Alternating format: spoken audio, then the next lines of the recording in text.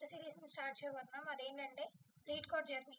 ఇప్పుడు మనం ప్రతి ఏ కంపెనీకి ప్లేస్ అవ్వాలనుకున్నా లీడ్ కోడ్‌లో చేసే ప్రాబ్లమ్స్ బట్టి మనం ప్లేస్ అనేది అవుతాం. అంటే డీఎస్సీ నేర్చుకోవడానికి బెస్ట్ ప్లాట్‌ఫామ్ అనమాట. మనం టెక్నికల్ రౌండ్ క్లియర్ చేయాలి కదా!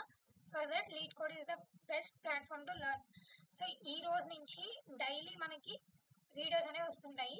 40+ ప్రాబ్లమ్స్ స్టెప్ బై స్టెప్ ఉంటుంది. సో ఇది వచ్చేసి ఇంట్రడక్షన్ వీడియో. అసలు ఇది పైథాన్‌తో చెప్తున్నాం మనము. అండ్ కంప్లీట్లీ లీడ్ కోడ్‌లోనే జరుగుతుంది. అండ్ ఫ్యాంగ్ కంపెనీస్కి సంబంధించిన టాపిక్స్ అనేవి ఇక్కడ మనం డిస్క్రైబ్ చేస్తాము. ఇప్పుడు ఏంటంటే ఇక్కడ మనం పైథానే ఎందుకు ఎంచుకున్నామంటే మనం ఏ లాంగ్వేజ్లో చేసాము అనేది రిక్రూటర్ అనేది కన్సిడర్ చెయ్యరు. వాళ్ళు మన ఎఫిషియన్సీ ఎంత అని మాత్రమే కన్సిడర్ చేస్తారు.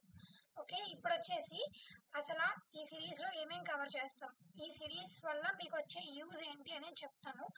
ఈ సిరీస్లో మనం కవర్ చేసేవి ఫస్ట్ టాపిక్ వచ్చేసి ఎరేస్. ఎరేస్ అంటే మనకి ప్రతి ఒక్కటి డీటెయిల్డ్గా నేను ప్రతి వీడియోలో విడివిడిగా చెప్తాను. ఫస్ట్ వన్ వచ్చేసి ఎరేస్.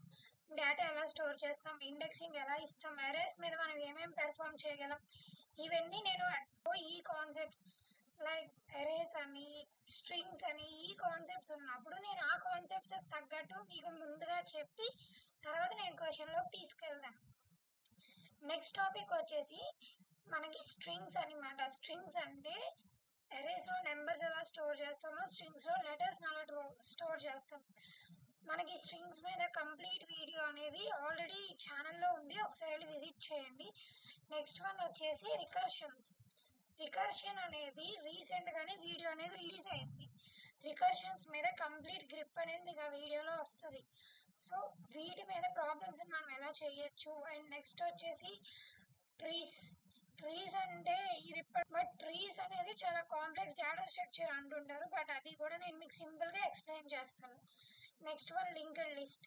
ఈ లింక్డ్ లిస్ట్ ఏంటంటే మనం ఎరేస్ని ఎందుకు అవాయిడ్ చేస్తాం, లింక్డ్ లిస్ట్ని ఎందుకు వాడతాం అని జీరో నుంచి మొత్తం అంతా నేను మీకు చెప్తాను.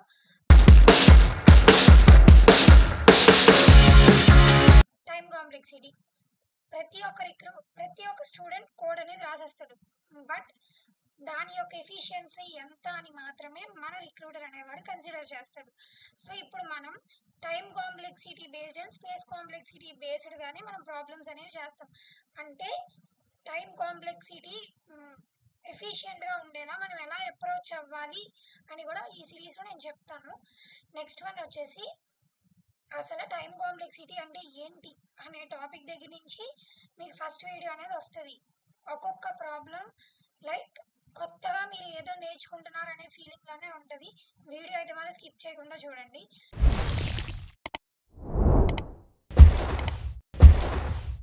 నెక్స్ట్ వన్ వచ్చేసి అసలు ఈ వీడియో అనేది మీకు ఎలా వర్క్ అవుతుంది.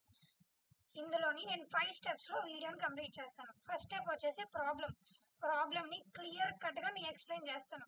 అంటే అసలు ఏమీ అర్థం కాలేదు అన్న పొజిషన్ నుంచి కంప్లీట్గా ప్రాబ్లం అర్థమైంది. ఫస్ట్ మన అందరికీ ఉన్న ప్రాబ్లం ఏంటంటే ప్రాబ్లమే అర్థం కాదు, వచ్చిన క్వశ్చన్ ఏంటో కూడా అర్థం కాదు. అది ఫస్ట్ ఎలా ఓవర్కమ్ చేయాలి అని చెప్తాం. అండ్ ఈ 40 days 40 ప్రాబ్లమ్స్ ఖచ్చితంగా మిమ్మల్ని వేరే లెవెల్కి తీసుకెళ్తాయి. నెక్స్ట్ వన్ వచ్చేసి కోడ్ ఆర్ లాజిక్. ఏ కోడ్ చేస్తాం అంటే కోడ్ని ఎలా రాయొచ్చు, ఎన్ని విధాలుగా మనం మార్చొచ్చు, లాజిక్ని ఎన్ని విధాలుగా మనం రాయొచ్చు, లైక్ ఇలా రాస్తేనే ఎందుకు మనకి ఎఫిషియన్సీ అనేది ఉంటుంది, వేరేలా ఎందుకు రాయకూడదు అని ప్రతిదీ కవర్ చేస్తాను. అండ్ నెక్స్ట్ వన్ వచ్చేసి టెస్ట్ కేసెస్. అంటే ప్రతి ఒక్కటి సాల్వ్ అయ్యేలాగా. అంటే నెగిటివ్ ఫర్ ఎగ్జాంపుల్గా చూస్తే కొన్ని ప్రోగ్రామ్స్లోని negative numbers and positive numbers, మనం రాసే కోడ్ అనేది పాజిటివ్ నెంబర్స్కి ఉంటుంది, కానీ మనం ఇచ్చే ఇన్పుట్ అనేది నెగిటివ్ ఉంటుంది. సో దెన్ మనకు అక్కడ కొలాప్స్ అనేది అయిపోతుంది అనమాట. అంటే అక్కడ కోడ్ అనేది రన్ అవ్వదు. అలాంటివి కూడా ఎలా ఓవర్కమ్ చేయాలి, ప్రతి ఒక్క టెస్ట్ కేస్ని సాల్వ్ చేయడం. ఆ తర్వాత వచ్చేసి టైం కాంప్లెక్సిటీ. చెప్పాను కదా, ఎక్కడ కూడా మీకు డిఎస్ఏ సిరీస్లోని విడిగా ప్రతి ప్రాబ్లమ్కి టైం కాంప్లెక్సిటీ అనేది ఎక్స్ప్లెయిన్ చేయరు, బట్ నేను మీకోసం అని చెప్పి ఎక్స్ప్లెయిన్ చేయడం అని చెప్పి ముందుకు వచ్చా. నెక్స్ట్ వన్ వచ్చేసి సమ్మరీ. అసలు మీరు ఏం నేర్చుకున్నారు, ఇందులో ఏమేమి కాన్సెప్ట్స్ మీకు అందాయి కంప్లీట్గా నేను మీకు నోట్స్తో సహా ప్రొవైడ్ చేస్తాను. ఎందుకు మీకు యూజ్ అవుతుంది అంటే అసలు ఎందుకు మనం నేర్చుకుంటున్నాం డిఎస్ఏ అనే టాపిక్ దగ్గర నుంచి మనందరికీ తెలిసిన విషయం ఏంటి, డిఎస్ఏ అనేది ప్లేస్మెంట్స్ టెక్నికల్ రౌండ్ని క్లియర్ చేయడం కోసం.